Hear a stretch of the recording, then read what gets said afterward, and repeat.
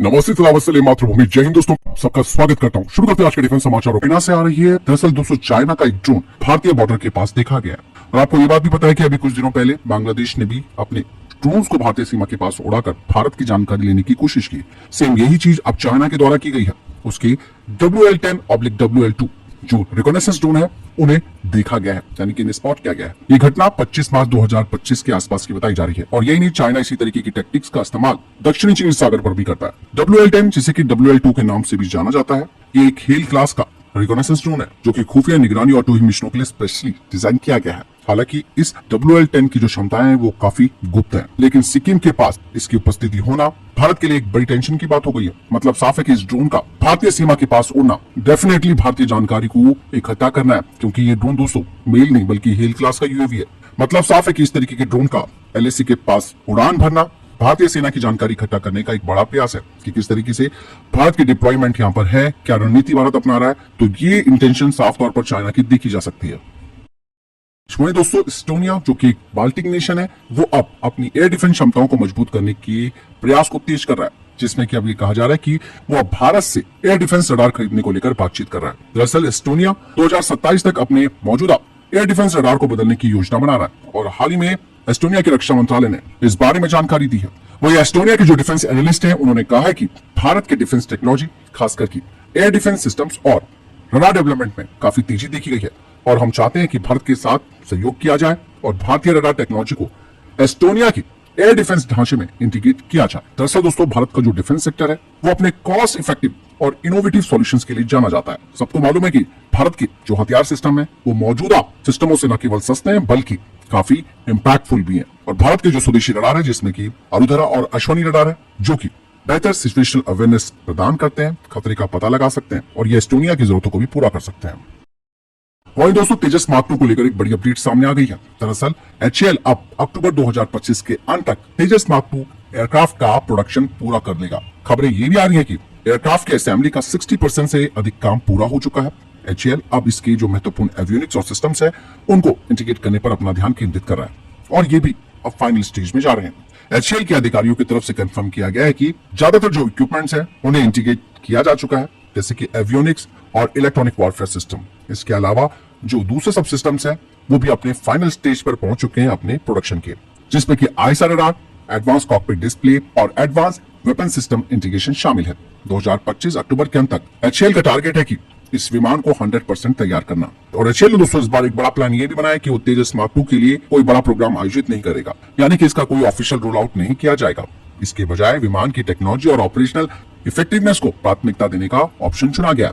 2025 के अंत तक प्रोडक्शन पूरा होने के बाद तेजस मार्क 2 का जमीनी स्तर पर परीक्षण शुरू किया जाएगा और इस फेज में यानी कि इस चरण में विमान के सिस्टम्स की कठोर जांच की जाएगी, जिसमें कि जनरल इलेक्ट्रिक के F414 engine, hydraulic systems, electrical wiring और एवियोनिक्स इंटीग्रेशन शामिल है। और जमीनी परीक्षणों के बाद लो स्पीड और हाई स्पीड टैक्सी ट्रायल्स किए जाएंगे। HAL और ADA ने तेजस मार्क 2 के लिए मार्च 2026 के अंत तक इसकी पहली उड़ान करने का भी लक्ष्य रखा है। तेजस मार्क 2 में दोस्तों आप सब जानते हैं कि पहले वाले वेरिएंट की तुलना में इसकी रेंज में भी जबरदस्त इजाफा होगा, पेलोड क्षमता भी इसकी ज्यादा होगी और एडवांस एवियोनिक्स भी इसमें इंटीग्रेट किए जाएंगे।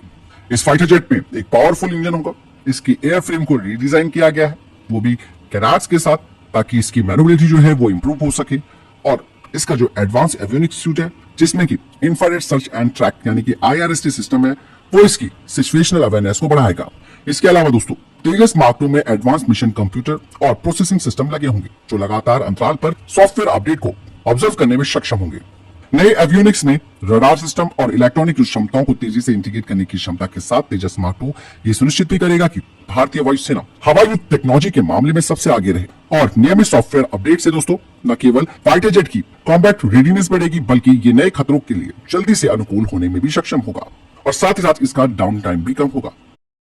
DRDO ने दोस्तों AMCA फाइटर जेट के लिए स्पेशलाइज्ड केमिकल हैंडलिंग सिस्टम तैयार किया है। AMCA की एडवांस स्टेल्थ कोटिंग्स को लॉन्गेविटी और इफेक्टिवनेस सुनिश्चित करने के लिए इसे तैयार किया गया है। AMCA फाइटर जेट जिसमें कि एयर फ्रेम शेपिंग और रडार एब्जॉर्बेंट मटेरियल के संयोजन के माध्यम से इसका कम रडार क्रॉस सेक्शन होगा और AMCA को दुश्मनों के रडार का पता लगाने से बचने के लिए इन स्टेल्थ कोटिंग्स की बहुत सावधानी पूर्वक देखभाल की जाती है। DRDO के द्वारा इस नई केमिकल हैंडलिंग सिस्टम को इन कोटिंग्स की अखंडता को बनाए रखने के लिए डिजाइन किया गया है, जिससे कि ये सुनिश्चित होता है कि वे फाइटर जेट के स्टेल्थ प्रोफाइल को संरक्षित करते हुए ऑपरेशनल यूज की कठोरता का सामना कर सके। फाइटर जेट के स्टाइल सिग्नेचर को ठीक करने के लिए radar cross section management test की योजना बनाई गई है, जो कि कोटिंग्स के परफॉर्मेंस पर निर्भर एक प्रोसेस होता है और उसके बाद केमिकल हैंडलिंग सिस्टम एक महत्वपूर्ण भूमिका निभाएगा।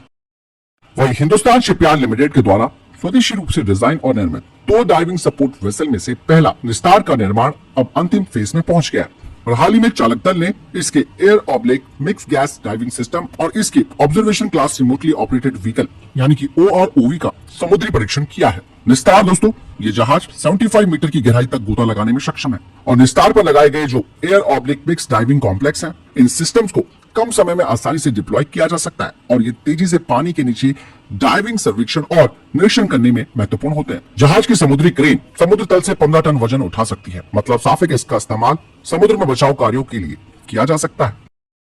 भारत ने अपने 5th जनरेशन फाइटर जेट यानी कि AMCA के डेवलपमेंट और प्रोडक्शन में तेजी लाने के लिए एक ऐतिहासिक कदम उठाया। हिंदुस्तान एरोनॉटिक्स लिमिटेड ने भारतीय प्राइवेट सेक्टर कंपनियों को जॉइंट वेंचर भागीदार के रूप में सहयोग करने के लिए आमंत्रित करते हुए एक्सप्रेशन ऑफ इंटरेस्ट जारी किया। 2025 की शुरुआत में घोषित इस पहल का उद्देश्य AMCA असेंबली के निर्माण के लिए प्राइवेट सेक्टर की विशेषज्ञता और क्षमता का इस्तेमाल करना है। मतलब साफ है कि HAL ने इस परियोजना को शुरू किया है, जिसमें कि प्राइवेट सेक्टर की जो फर्म्स है वो काफी महत्वपूर्ण भूमिका इसमें निभाएंगी। ये जो जॉइंट वेंचर होगा उसमें HAL 4 भारतीय निजी कंपनियों के साथ भागीदारी करेगा, जिसमें कि इक्विटी हिस्सेदारी को भी साफ तौर पर बताया जाएगा।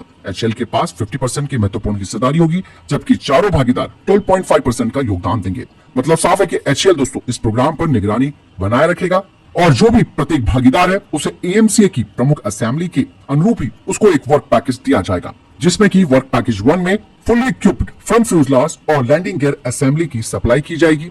सेकंड पैकेज में fully equipped centre fuselage, air intake और एलिरोन असेंबली की सप्लाई की जाएगी। वर्क पैकेज 3 में fully equipped rear fuselage, horizontal tail, flaperon और फ्लैप असेंबली की सप्लाई की जाएगी और वर्क पैकेज 4 में फुली इक्विप्ड विंग और वर्टिकल टेल असेंबली की सप्लाई की जाएगी। और जो उम्मीदवार है दोस्तों इस जॉइंट वेंचर के लिए, उसमें Tata advance system, Bharat force, Larsen and Toubro और वेम टेक्नोलॉजी शामिल है, जिनमें से सभी ने LCA या फिर आर्टिलरी सिस्टम जैसी पिछली परियोजनाओं पर HAL या फिर DRDO के साथ सहयोग भी किया है।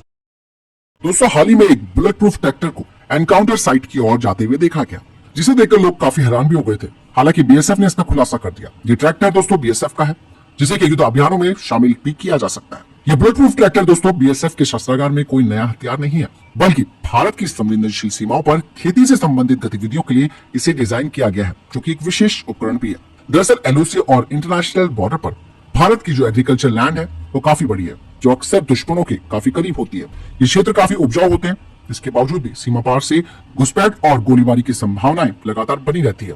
इस समस्या से निपटने के लिए BSF किसानों को उनके खेतों को सुरक्षित जुताई करने में सहायता करने के लिए बुलेट प्रूफ ट्रैक्टरों का इस्तेमाल करती है, जिससे कि अस्थिर क्षेत्रों में कृषि की जा सके। तो फिलहाल इधर देखिए टॉप डिफेंस अपडेट। वीडियो के सामने कोई प्रश्न जवाब है, आपको कोई सवाल कमेंट सेक्शन में लिखकर जरूर पूछ सकते हैं। वीडियो को लाइक और शेयर जरूर कीजिएगा। जय हिंद, वंदे मातरम।